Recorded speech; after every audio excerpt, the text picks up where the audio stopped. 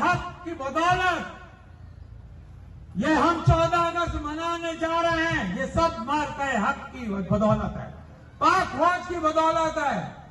जिस तरह हम पर यह हमला किया गया था, भारत ने हम पर हमला किया था, जिस तरह मुंह तोड़ जवाब किसी सियासी पार्टी ने नहीं, पाक फौज ने दिया। और यही पाक फौज है इस मुल्क में ज़ल्ज़ला आए, सलाद आए, हमारी मदद को आती है। तो कोई शर्म नहीं है, ये हमारी फौज है। हम इस फौज के साथ खड़े हैं, हम इस मुल्क के साथ खड़े हैं, क्योंकि हम ये समझते हैं पाकिस्तान है, अल्लाह का शुक्र है, अल्लाह के शुक्र के बाद अल्हम्दुलिल्लाह अगर किसी वजह से पाकिस्तान कायम है तो पाक फौज की वजह से। हमारी सियासी पार्टियों का किरदार